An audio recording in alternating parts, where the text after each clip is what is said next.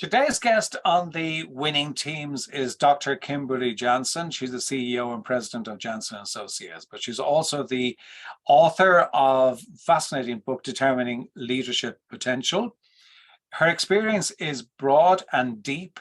She has been the chief talent officer for Heinz Corporation and also has done similar work in the Bank of America. So a lot of experience, a lot of deep expertise and knowledge about the whole area of leadership development, and hence the publication of her recent book.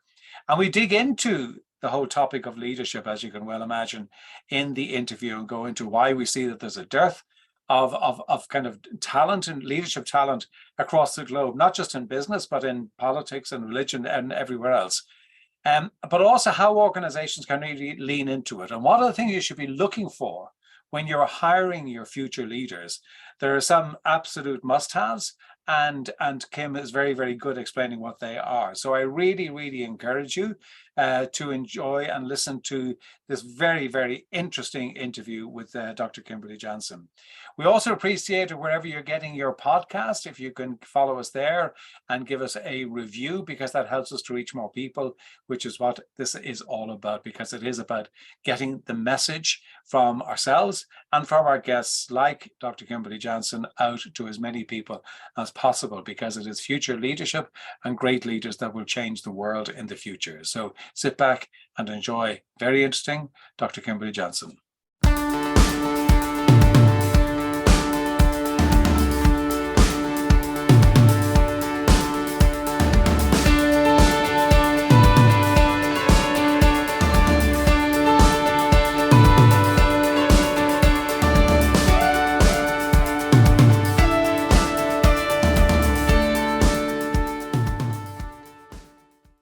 Kim, it's great to have you here. I'm really thrilled that you agreed to join me here on the Winning Teams podcast. Thank you so much for joining us. Oh, it is such my pleasure to be here. Thanks for having me. Not at all. So you're the president and CEO of Janson Associates. Prior to that, you've had an interesting career in terms of the whole people side. You were the chief talent management officer at Heinz Corporation, a very big, global, well-known organization. And prior to that, you were the SVP of Leadership Development at Bank of America. So your career has been pretty steeped in the whole thing about people development, leadership. I'm just curious, as you look back over a number of years where you've been working through that space, how have you seen leadership evolve? Or maybe not. How have you seen leadership change and evolve in that period of time? Yeah, I think that more and more people are starting to understand that there's more of a science to leadership, and that leadership and really thinking about how to maximize your people is the strategy to operationalizing your business and your strategic plan. I think in previous decades, it was more of a nice to do, and it was confused about, is it nature versus nurture? How much can we put into the efforts, because aren't people born with it? I think those questions have been solved. I had an incredible start at Bank of Boston. They were doing such progressive things in this space, way ahead of their times. And that gave me the foundation to understand the true essence in driving a business success. So I think more and more companies have figured out that joke. Yeah. And do you think that, I mean, obviously you and I come from a very similar space, and that's what the work we do. But do you think that, I know there's a generalization, do you feel that organizations are really grasping the value that leadership brings as opposed to managing? Yeah, I think at best, the majority of organizations are trying to figure out management. And they're still not great at it, but I find more organizations trying to crack that code. Leadership is a higher, more sophisticated version of how to get the most out of people. It's more of a macroeconomics than microeconomics. And I think management is more micro and leadership is more macro. The organizations who have figured out the amount of money they put into people and how to get the best return, I have cracked the code on leadership and are willing to do the good work because they know the ROI. Other organizations who are either starting to cut their teeth on management or really are transactional around what they feel is the function of the business, they still feel that that's a luxury that they can afford. Yeah. The book that your recent book, Determining Leadership Potential, is all about kind of helping people close the gap between the current and the potential, and is based on what you refer to as your leadership blueprint. Can you maybe just explain what your leadership blueprint is about and how organizations are embracing that and how organizations can instill that? Yeah, I had a high degree of frustration with the fact that we are trying to solve the problem of the horse being out of the barn after he's left and the stall doors open. We've got some root cause issues around selection, and we choose the wrong people to put into leadership roles. And so I wanted to figure that out. I did a meta-analysis of a lot of the thought leadership out there. I conducted 3 research projects that were sanctioned by the International Review Board, the last one being with more than 50 CEOs that you know around the world. And in that journey, I discovered a product that was designed by Alan Church and Rob Siltzer. And I had the occasion to spend a lot of time with Alan in particular. He was the head of talent at PepsiCo, just an incredible guy. And he and Rob were working ahead of me, probably 10 years ahead, to try to solve this as well and migrate the academic thought leadership with the practitioner reality. And the subsequent output was the leadership blueprint, and it had great resonance. And the assertion is that it takes 4 things to have reliable predictors of who will be strong leaders. The first one is intelligence. Unfortunately, you can't impact intelligence, right? We're born with it. But as you go up in an organization, things only become more complex. So we have to have the courage to make sure that we're hiring very smart people. The second is personality. And by that, I mean, we have to be careful that people don't have derailing personality traits. Someone who is so self-focused or really chronically adverse with people or negative, or nobody wants to be around that. I mean, leadership by definition have to have followers, right? Mm-hmm. So people who have core elements of their personality that are polarizing don't make for good leaders.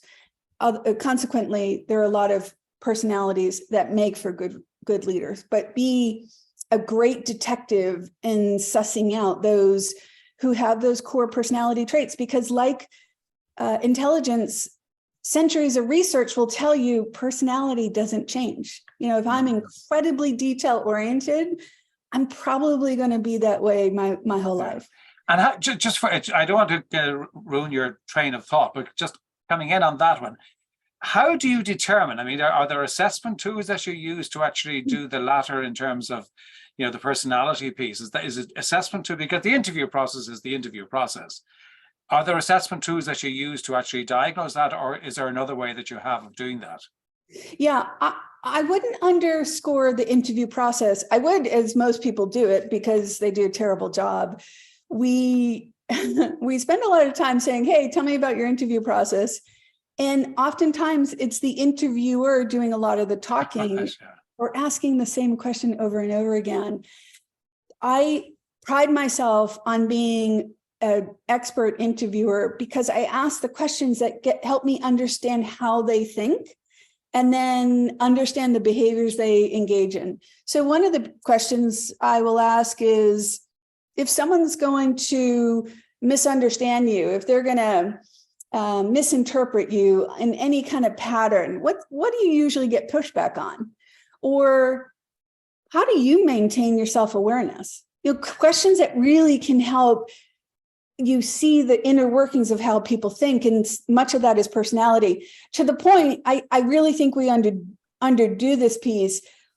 On a website we built to go with the book, determiningleadershippotential.com, we've put a host of questions that you can use to source for intelligence, source for personality, and then the other two, which are learning agility and motivation. You got to hire people with big engines. You just can't manufacture it. I can't tell you how many managers I've said, oh, he's good, but I just wish he would blah, blah, blah. Guess what? He controls that. You are not going to control that. And then learning agility. Things constantly change so much. And so we need people to assimilate information quickly and then also have a desire to continue to reinvent themselves. And if you go back on those four, which of those can you develop? You get somebody, okay, you can say somebody is, you might score somebody, say, a 5 out of 10 or 6 out of 10 in one of those. All the others kind of, yeah, okay, I can tick the box. That one, are there within that four, are there some, you know what, I can't change them, that's it, that's the way they're wired? Are the other ones, I can do something with that? Yeah, certainly intelligence, right? So we're capped there. You can polish analytical skills. You can develop processes to compensate for limited visioning and long-term thinking skills. So you can do a couple of things to balance that out, but really, I'd say hire for that. On personality, if people have deep-seated negative components to their personality, we trick ourselves thinking that we're going to change them. I'm among many things, I help change organizations. I help teams. I'm an executive coach around the world.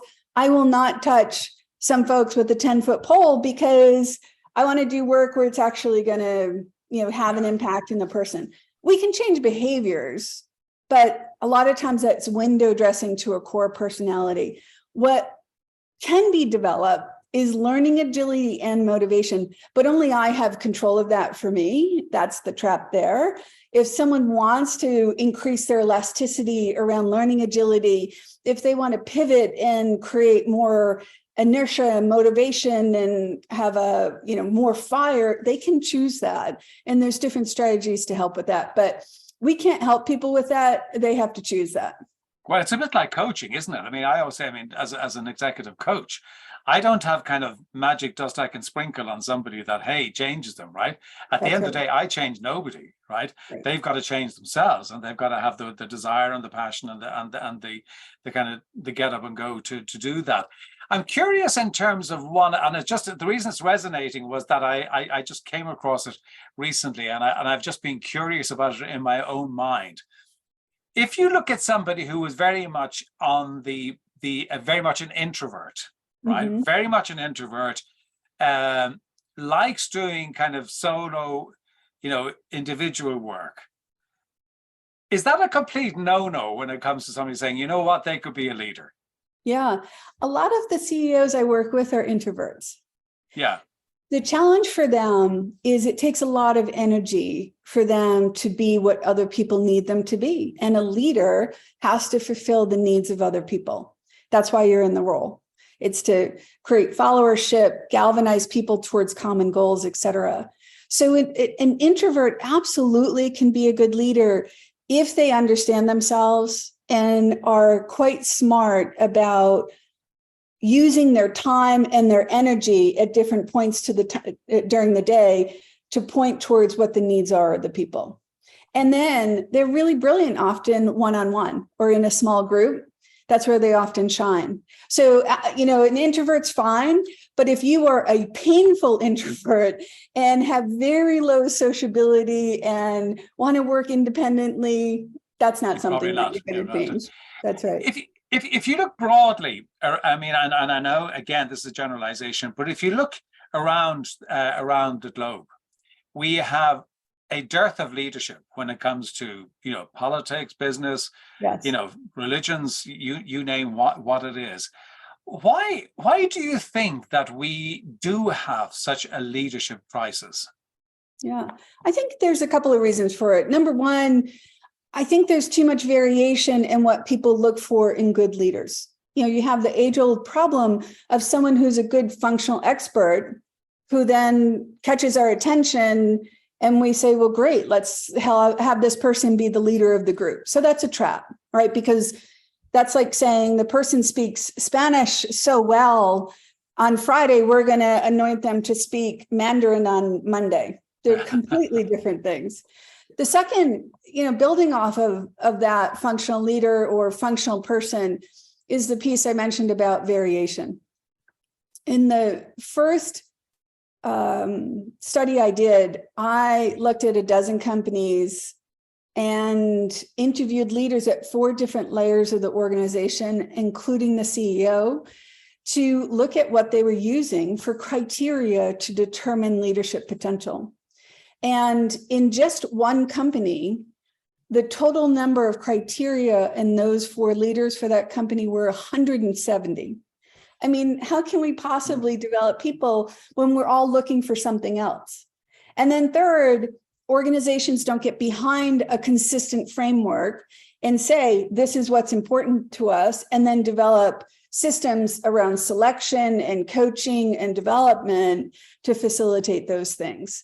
And so you've got a broken infrastructure with folks looking for things that aren't relevant. I don't look for delegation skills in a leader that I'm trying to hire, because if they have the intelligence, personality, learning agility, and motivation, if they're not a good delegator, I can teach that. Teach that, yes. Yeah, that's a skill. So I think we're looking for ready-made things that are teachable rather than core attributes that have the elasticity to expand over time. Okay.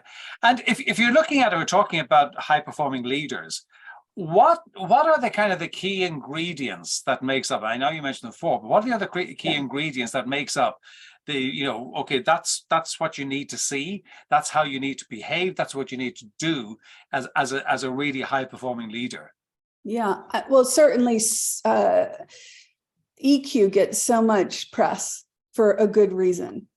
The emotional intelligence, EQ, as you know, is 4 things: self-awareness, self-regulation, empathy, and trust. And when you have those things, when you have a clue about how you're showing up, and then you can manage yourself so that you leave room for others, and then you have a commitment to feel what other people are feeling, and then build trust as a foundation, that helps people join up with you. So emotional intelligence, but also secondly, the ability to meet people where they are and have them join up with you.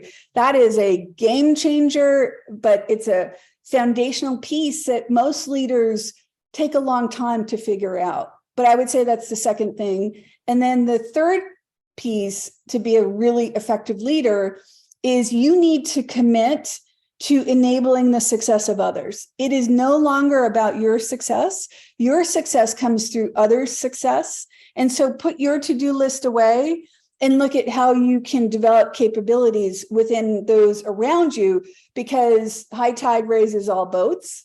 And I find that when I ask my leaders to do an exercise and draw a line down the page and have them list all the things that they're doing that other people can do, and then on the right side, all the things that only they can do that they need to do more of. It's so much on the people piece, talent development, coaching, enabling folks. And I find a lot of people miss the boat on that.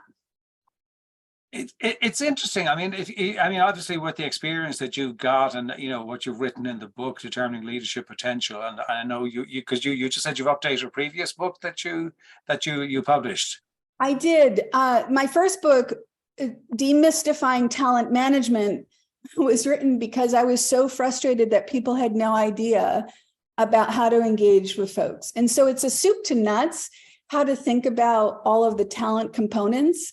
And I always say, skim and scan it the first time around, but go to the chapter when you need it. And so I wrote that book nearly 10 years ago. And it was ready for a refresh in the current environment. I also added a chapter around attracting talent because it's just so important. So yes, we just re-released that as well. Okay. And when you talk about the changing environment, obviously we have, we're coming out of COVID, or some say we've come out of COVID, wherever we are, but in the whole kind of world of hybrid working and organizations who are, I think most organizations are struggling to find exactly the right balance, and that's fair. What do you see? Does the leadership style need to change and evolve to actually deal with the hybrid, or is just leadership? Yeah, I think that traditional leadership was very visual. It was easy to measure face time. It was easy to look at something quickly or walk into someone's office. I don't think that the fundamentals change in a remote work environment. I think you just need to be more disciplined and conscientious about it. And what I think it's revealing is that we don't have strong fundamentals around management and leadership. So my bias is when people say, oh, this is difficult because they're working from home, they're down the street, for crying out loud, right? It's not a complicated thing. I think, okay, well, what if they were in Bangladesh or Indonesia or Italy? Do you have any concept what it takes to run a global team, for example? And so I think the frame of reference is very local. And then when you layer that over a lack of management capabilities and a commitment to be disciplined and meet people where they are, then that's where I think we're falling down. And then it's easier just to say, oh, we should be in the office. I don't think it's the right solution. I think there's a hybrid approach that can be very productive. Yeah, I also think that I smile when I hear that, because I often think to myself, well, you know what? When they were in the office, it wasn't that easy. Right? So it wasn't as if that was simple and straightforward, and now it's complicated. It wasn't that easy then either. So it's almost as if we have a kind of a view looking back, yes, that it was actually so much easier and so much better. We do like to rewrite history, don't we? Well, we do. In terms of from leadership, you talk about leadership and we talk about culture, right? How critical is the leadership style to developing the culture within the organization? Yeah, it's completely integrated. So culture for me is quite simple. You and I have our values, the things that are important to us, and we give purpose to them through our behaviors. So if being on time is my currency of care to you, then it's going to be a rare case that I'm not on time, right? That's a value, shows up in my behavior.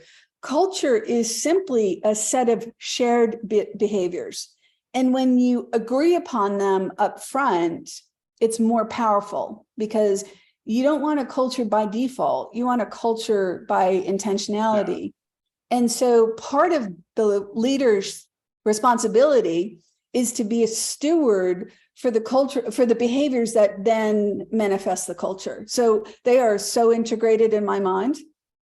And they've got to be the guardian of that culture, haven't they? That's right. That's the role.